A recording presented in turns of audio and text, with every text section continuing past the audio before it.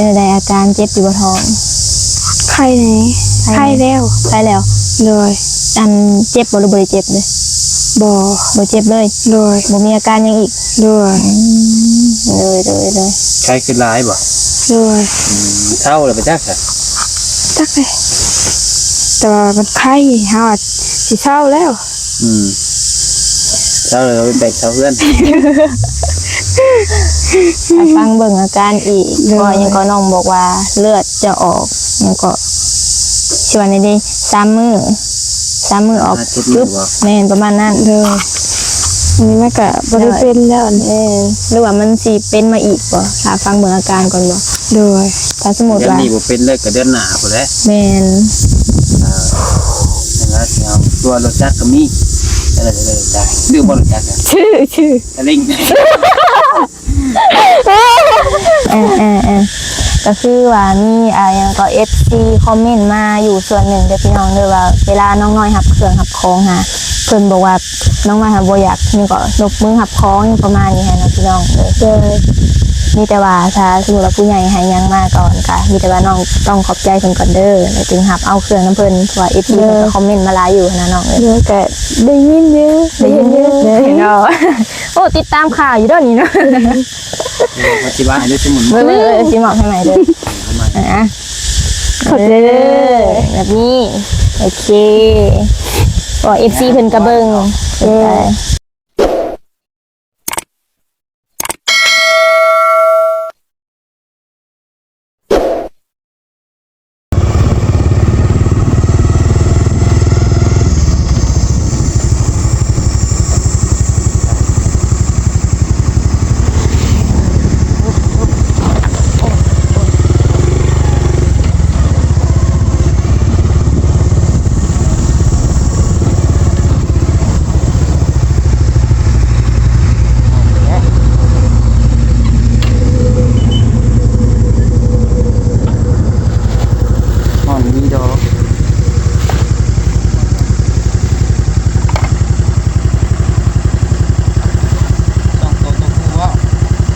ได้จับกล้อง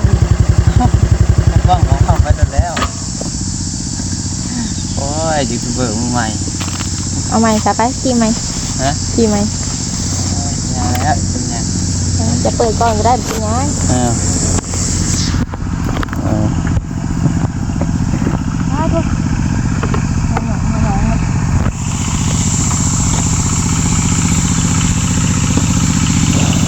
หอนกระดอกกระดิ่งดิ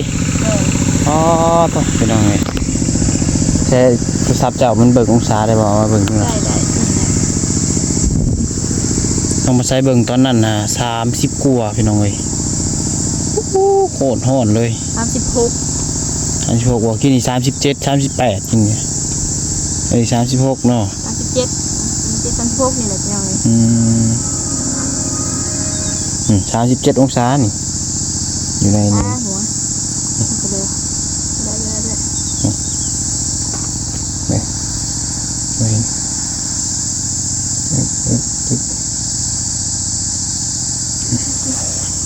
37 องศา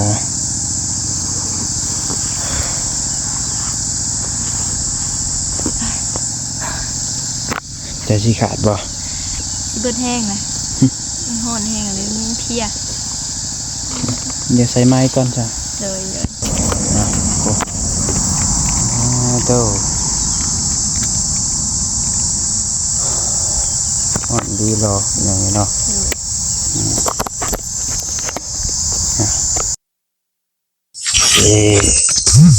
ลงอาจารย์โดยสบายดีโอ้ได้เนาะตัวมาเลยต้องให้กลัวพาตุ๊กตุ๊กหนักไฟอันใส่ตัวนี้ตัวบางๆคือยังขี้ตายเป็นวินก็ใส่ดีอยู่ตัวเนาะอยากงามมีได้สาวอดอยากงามต้องอดทนว้าวเลยว่ะผมใส่ระบุงามเลยเห็นป่ะตัวได้ไหนหยิบยังโจกกองไว้ก่อนโดยกับทักทายสบายดีเด้อสบายดีสวัสดีเด้อพ่อแม่พี่น้อง FC เบิร์ดสุขุสุคนเนาะ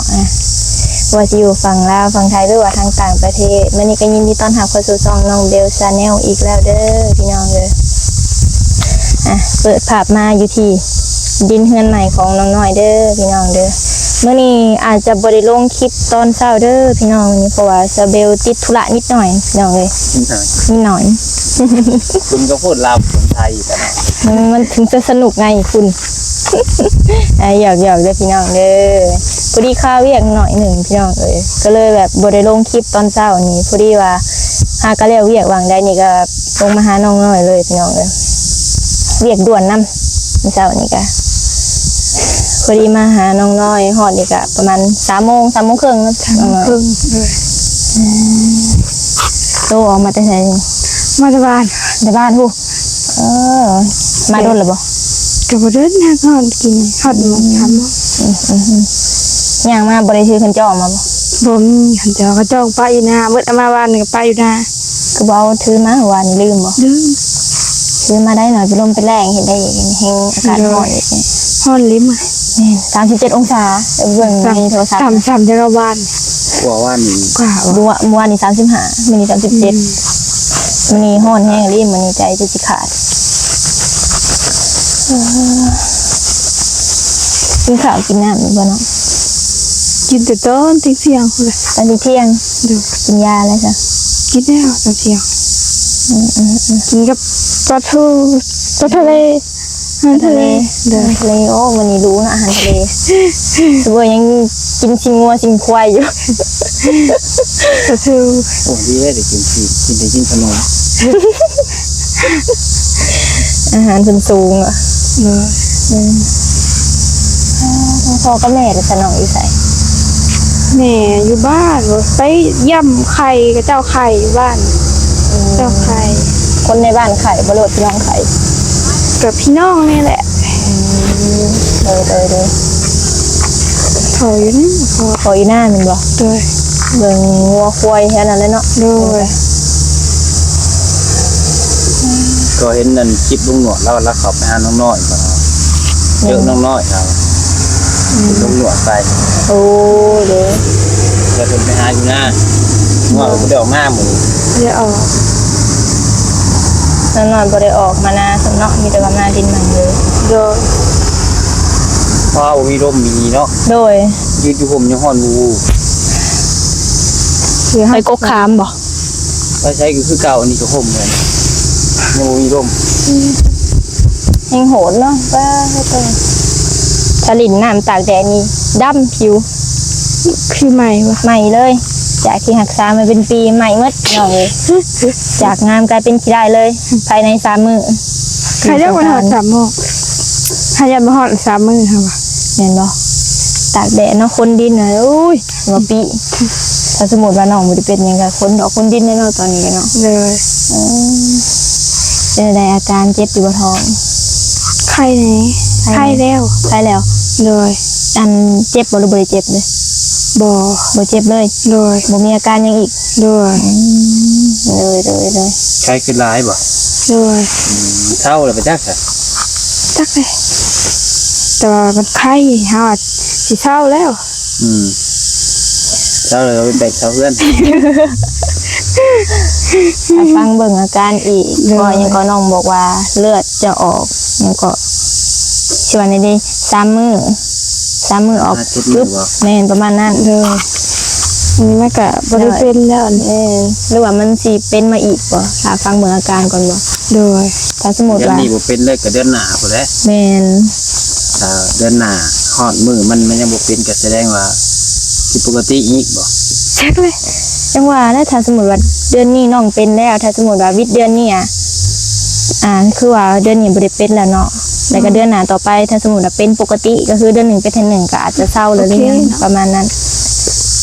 สำหรับเดือนหน้าบ่เป็นเด้ซะ ก็ว่าเดิน เดือนหน้าเพิ่นก็ไปกวดแล้ว ผิดปกติอีกเหรอ โดยผิดปกติอีก คือว่ามันอักเสบสิบ่เนาะแต่ว่าอัน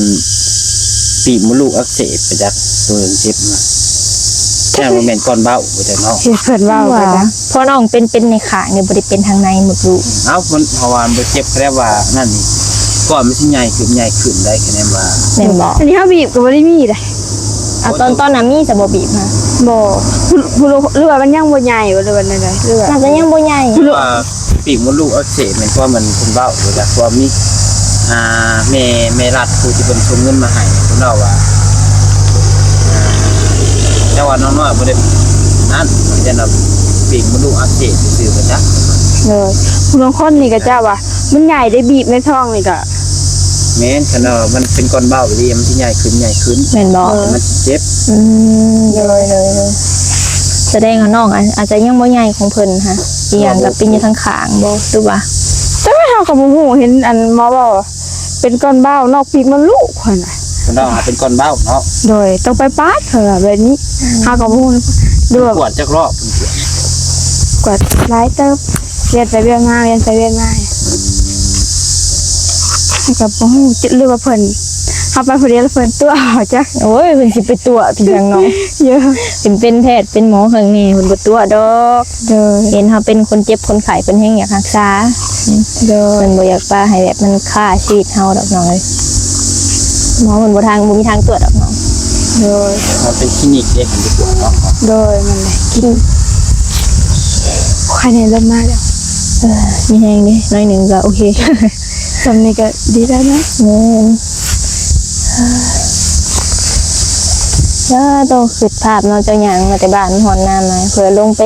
ดินใหม่เผื่อลงไปเฮือนสิว้าหลายกิโลแห่งเลยสุดเมื่อยสิหายขี่รถให้ยังสิตายเลยแดด เฮา ส่อง เมื่อละบันเฮาลงมาบันเฮามาเอาเนี่ยจะโอ้ยจะคำมีหน้าเฮาก็ลงอาบเลย ที่ทางเราก็ลงเอา บ่เมื่อแล้วบัด บ่ลงหน้าแม่นบ่เมื่อเฮือนเลยแม่นบ่ โดยไก่ดิมาหยางมากี่บาทก็เด็ด ป้าย่างเมื่อฮอดบ้านอีกจักกิโลจือฮู้เลย บ่ ฮู้แต่ว่าใกล้แม่นบ่ โดย อืม เจ้ฮู้บ่จักกี่เนาะ ได้ได้ ย่างเป็นหมูเนาะพวก โอ้ยมาย่างก็ได้มาย่างก็ได้ ไม่เอาเรา มาไปย่างเลาะแถวนะ ลองจับนาทีลองเบิ่งว่าจักนาทีฮอดเกิดจะหน้าฮอดบ้านย่าง เจ้าก็ย่างน้ำล้างเพิ่นเด้อ บ่แล้ว เอ้า บ่แล้ เจ้าว เป็นตะกล้อง แล้วคือรถได้คือตลาดท่าตะ เรา ยา เมื่อกี้รถเมื่อกี้ว่าสินอนถ่าย งานถ่ายอู้บ่แฟร์บ่แฟร์ ขณะฮอดเรือนแล้วก็ย่างครับออกมาอีก ฮู้แล้วเด้อว่าจะกิโลบ่เอ้ย โอ้โหเด้อ โตอย่างเป็นหมู่กันแหละอาจจะบ่ยันถึกค่อยสุดบ่กับน้องน้อยฮะ ถึงจะสุด ถึกสุดข้างทางลงข้างทางลงเข้าป่า ให้คดีฆาตกรรมใหม่ๆที่ โดย ลายซ้ำตรงนี้จ้ะ อ๋อในโทรศัพท์มานี่แห้งหลาย ยัง แบบ คดี เขาก็จะทาขาอยู่ไทยนะบางคนก็ตัดแข่งตัดขาถึงข้างหน้านะ ก็ตัดแข้งตัดยังคิดส่วนก็ตัดพี่น้องก็อีต้นเพิ่นอยู่ผู้เพิ่นเสียชีวิตนะก็ผู้จบผู้งาม โตผู้หญิงยังตำป่าตำดง ระวังเห็นแล้วมันจำเป็นเลยรถก็บ่มีอ่ะเห็นได้ไหม บ่มีรถบ่มีรางอยู่น้องๆเนาะเอ้ยรถถีบก็บ่มีบ่ บ่มี ขี่รถถีบบ่เป็นบ่ รถเที่ยวกันได้อยู่แต่ว่าดินทรายดินทราย แม่น่ะลืมว่าดินเป็นดินทรายถ้าถีบก็ผู้ที่อันล่มแถวนะ ผัก โตถีบมา แล้วก็เอ้าแต่ฝนตกมามันก็สิทิพย่างอีกก่อนเฮาไปใส่ก็ย่างอีกขี้ตุ่ม ก็จุ้งเอา โอ้เห็นแล้วล่ะเนาะ มีอยู่ถีบเรื่อย เอาพละใหม่เพิ่มบ่ เห็นว่าตลกกันเนาะอันตัวอันยังก็ อะไร หลวงพี่ให้ตาทับไปซื้อเลขกันเลยเราบอกเอาจักรยานมาแล้วว่าพอใดมันเลี้ยวเนี่ยแล้วก็จู้แม่นว่า เราบ่ขี่เนาะเราจูงเอา เลยแล้วจู้แล้ว โอ้ยเฮงซากตื่มกว่าเก่าทะเลนะฮอดแล้วเลยว่า เห็นไหม ไปนั่ง เอาว่าเลยถีบให้มีอยู่ไหน เอา มีสองรุ่นมีอัน มี2รุ่นอีก เอาบ่เห็นบ่ โอ้โดยเลย ถีบพ่อคันเราขี่ออกกำลังกายตลอด เดี๋ยวนี้คือบ่เห็นเราขี่นะเนาะ ล้านหนึ่งไปคันละล้าน ปลาเขา ปลาถูก เอาไปซื้อมือหนึ่ง เอาซื้อมาหนึ่งแพงไหน ใส่ได้ยังหนึ่ง ถีบพอให้หาโอ้ประเมินราคาบ่ได้ ก็ อ้าว โอ้ เราปั่นเอง ปั้นเอง อืม หมายถึงเราเฮ็ดเอง อืม เปลี่ยนแท้ เราซื้ออันเจ ชิ้นส่วนมาประกอบเองเทเล็กเทละหน่อยเบาะกันเอาเบาะอันรถเก่าลูกกัน ของแท้ โอ้ เนาะ เราก็เก่งเติบเนาะ ตีนก็ซื้อแยกมาตีนก็ตีนหน้าตีนหลังก็อยู่คนละที่ เอาเล่นแล้วเนาะ อยู่กัน คาถอกคาถีบเดี๋ยวจะซื้อมาใหม่อีก ตัวมันราคาบ่ได้เกียร์มันหาเด่นเป็นแบบตัวเกียร์ตัวนี้เกียร์ขึ้นเกียร์ลงนั่นกันเราหาเก็บเอาอยู่หันเบียดมันราคาบ่ได้ เออคักอันนี้เนาะรถถีบบิดเกียร์ค่ะจะเคยเห็นแต่รถถีบไฟฟ้าได้บิดเกียร์ เนาะ อันนี้ถีบตีนแต่ว่าบิดมือ ตัวทีมนอกก่อนฮะแต่คือแบบของน้องไฟฟ้าเด้มันขี่ได้อยู่ได้ ของข่อยก็มีคือกันได้ยังใหม่คือกันสีชมพูอีก ปันหนาไหม ร้านเลยพวกพา ตา ถึง กับบ่มี ซื้อใส่เอง กระตา เกลือแท้ร้าน คือ เลย เท่แท้รถถีบมันมีกระตา เนาะ ตัวนี้ไง หาที่เห็นนี่ ตอน ค่ะ นี้เขาย่านจะสับนัดก่อน บ่ถอดเคสก่อนบ่ งานเลยนัดข้าวไว้ใกล้เลยเนาะ โดยแล้วก็ใช่ไหม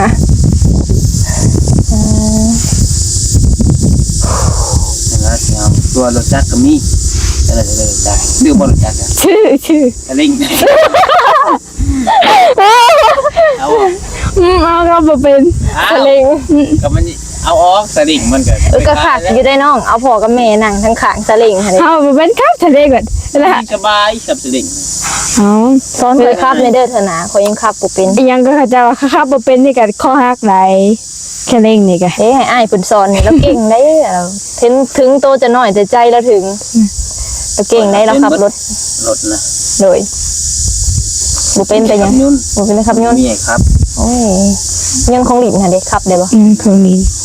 นั่นเวลามันขึ้นมาจีมันเก็บไปเยอะมาวีดแล้วมันคือวูดขึ้นมาตีได้ต้นมะม่วงได้กินเท่าแล้ว ได้ต้นมะม่วงเนาะ นี่2ต้นเลย อันนั้นได้โอ้ต้นมะม่วง แม่เถอะ เนี่ยนะ เป็นเถอะ เป็นเอากินอยู่ทางกระถิ่นในมันอยู่นี่เนาะ ถ้าเฮาบ่อย่างเหยียบอาจจะเกิดหลายต้นได้พี่น้องเอ้ย ใครตัวปลูกอยู่หน้าตัวอยู่ประเทศเธอ นั่น ก็ น่ะ เฮาคั่วได้กิน เป็นใช่เนาะ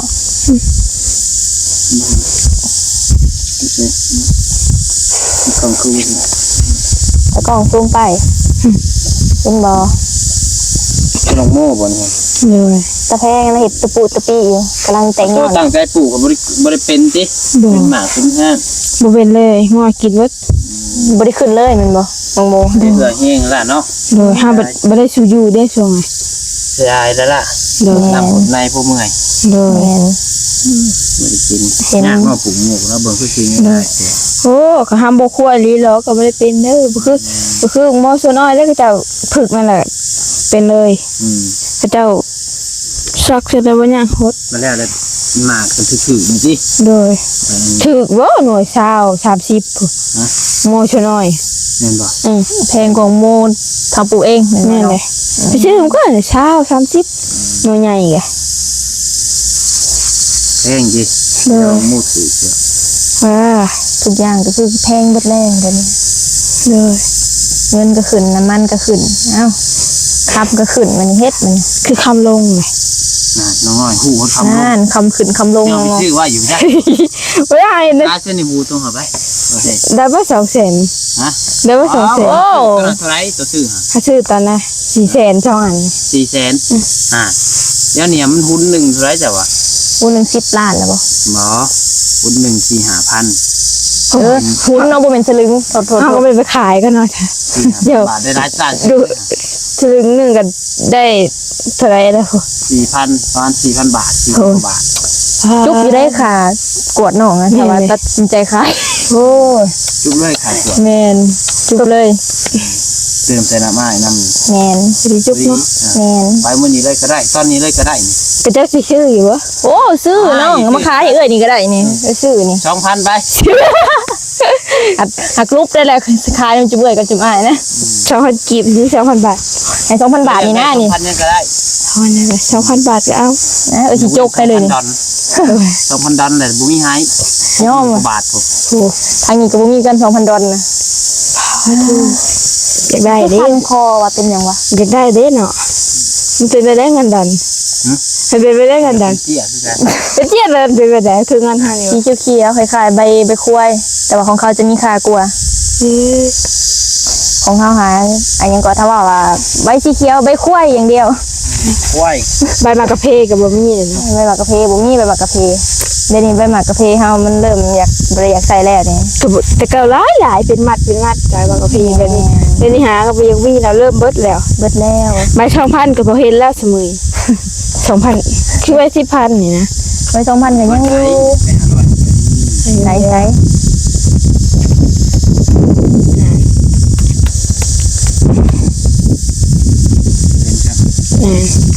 คือคันละแห่งหลายเด้ โอ้ใบอันนี้ยังงามอยู่เนาะ มี2ใบเพิ่นได้ ใบ500เดี๋ยวนี้อันเริ่มยังหาซื้อเครื่องในราคา500กีบนี่บ่มีแล้วพี่น้องเลย1,000ยังยากพี่น้องเลย วิกี้500กีบเขากินขนมเดียวเบิดมื้อ ปล่อยให้เด้อแม่ ได้ ให้ กระเปียกถุงหนึงพุ่นเด้อฮะ โอ้แม่ ไปโรงเรียนน่ะ โอ้ถ้าว่าแม่ให้ 2,000กีบตอนนะฮะดีใจคือยังนี่แบบสุดๆเลยแหละ เบิดมื้อ 1,000ยังกุ้มเบิดมือ 2,000ยังดีใจเอาไปอวดหมู่นี่ กระ ได้ เปียกถุงละ 2,000 1,000กีบอยู่บนนั้นอยู่ข้าวเฮียนที่ตอนเฮ็ดป .1 เรียนอนุบาล ดูดทงแม่นบ่กันกลดูดทง แซ่บ อิ่มเซย แซ่บเฉยเนาะ แม่นเดี๋ยวนี้บ่มีแล้ว แตะเก่าเนาะก็ปุ้นถ้วย 3,000 3,000 5,000กีบแพงสุดกะ แพงสุดก็5,000 แม่ เดี๋ยวนี้คำ20ปลายเดี๋ยว 30แล้วเนาะ35แล้วโอ้ยแล้วแต่บางห้านถ้าว่าห้านใดแบบรู้ๆแน่ยังนี่ก็ขึ้นตามราคาห้างเขาแหละ35 40ก็มี ควร แต่สุดท้ายก็จะบ่รุด30 โดย น้องไปกินอยู่ห้านแถวบ้านจะได้เถื่ออะไรจ้ะ อยู่บ้านนี้ เลย พระเจ้าขายแต่พระเจ้าบ่จะขายได้เดือน เบื่อค่า บ่มีนะสมัยเขาบอกลีเหรอแต่ก่อนเนาะมีแต่กระปุ้นก็จะเห็ดไข่นะเดี๋ยวนี้เครื่องมันแพงแต่เก่าถ้วย3,000 2,000แต่เก่าโอ้ยได้สกินกระปุ้นเลยว่าเคยเติงแล้วอ่ะ แอนสุดยอดแล้ว มาเดี๋ยวนี้โอ้ย เดี๋ยวนี้ไม่ได้เลย เครื่องของมันแพง กระปุ่นอยู่เซโนถือเบื่อถ้วยหนึ่ง40แม่นบ่เคยถ้วยหนึ่ง40,000กระปุ่น จะเผยจะทำได้นะ เฟอกระเปียกยังบ่ปานใดแต่กระปุ่นน่ะสิแพง กระปุ้นแพงกับเผยกับพี่ แม่นเฟอกระเปียกยังประมาณอยู่30 35นี่แหละน้อยแต่ว่ากระปุ่นหาจะแพงกว่า40กระปุ่นฮะ แต่ว่ากระสมราคาที่เพิ่นให้อยู่เพราะว่าเป็นกระปุ่นก็ขาหมูเพิ่นให้ขาหมูมาหลายนำนะก็เลยแพงตามราคาเพิ่นนั่นแหละแต่ก็ถือว่าแซ่บ โดย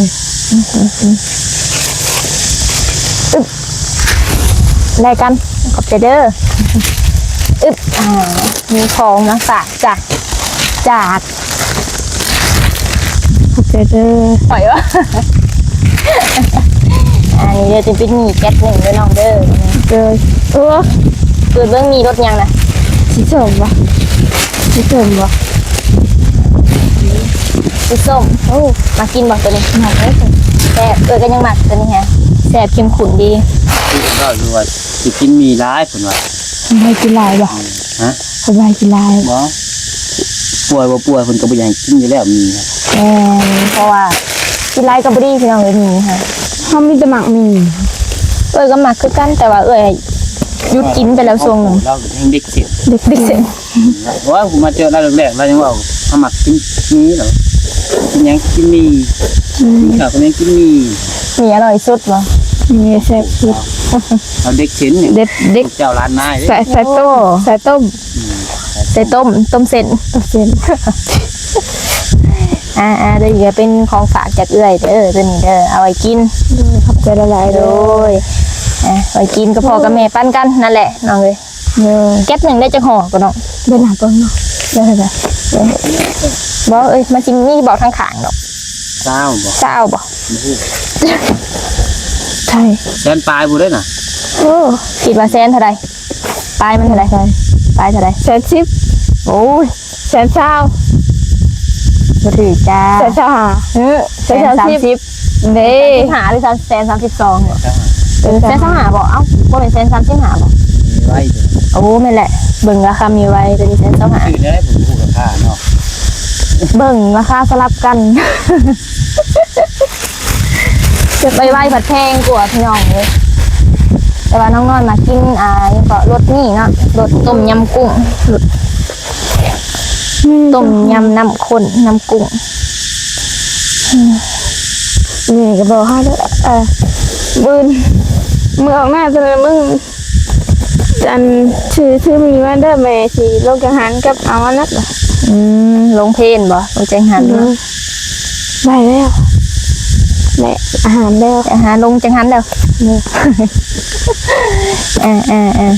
ก็คือว่ามียังก็ FC คอมเมนต์มาอยู่ส่วนหนึ่งเด้อพี่น้องเด้อว่าเวลาน้องน้อยหับเครื่องหับของหาเพิ่นบอกว่า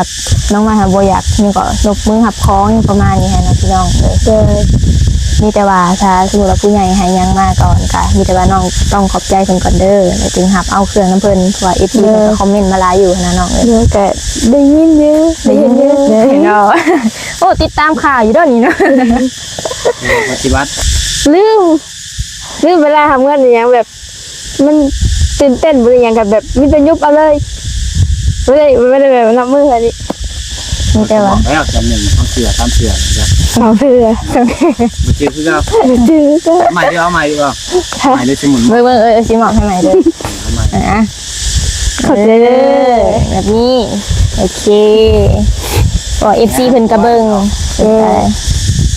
มีแต่ว่าปรับเอาเท่านั้นแหละเวลาผู้ใหญ่ให้เครื่องให้ของมาก็สิหนุ่มสิน้อยก็อย่าเฮาก็ต้องหนบมือขอบใจเพิ่นก่อนขอบใจเด้อแล้วก็จึงหับเครื่องน้ำเพิ่นมันจึงนะหักจึงเป็นตาแพงครับเป็นผู้หนุ่มผู้น้อยเลย เจอคุยรักใหญ่เจอแขกคนที่นั่นให้นกมือจะเป็นก้อน แม่นสบายดีเพิ่นก่อน เราไปเห็นซะแม่สเบลก็เดี๋ยวเราพาเจ้าไปดิเพื่อนเราเราก็ต้องนกมือ สบายดี เพื่อนที่ว่ามันแว่นแล้วอ่ะ เจอนี้ ฝึกเอาน้อง ไป เอ้ย กะยังไงเราเป็นทางทีมงานมารยาทเอา ด้วยแม่น เบิ่งอีกหน่อยผู้จักว่าเฮา แม่น ไปจักคาดมาแล้วจักพ่อใหญ่ จัก เด็กน้อยฮู้จักความนี่เพิ่นมักคือหยังไดผู้ใหญ่ โดย เพลง แม่นเพิ่นแพงนำ โดย ผู้จักเสียงว่าคนเรา มันจะคว่ำเหรอ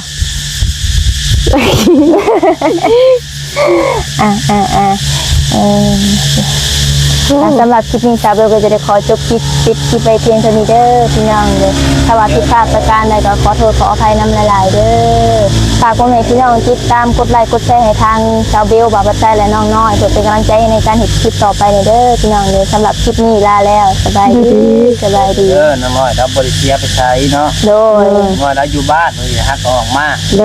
ย ไป บ๊ายบาย พามาที่จัน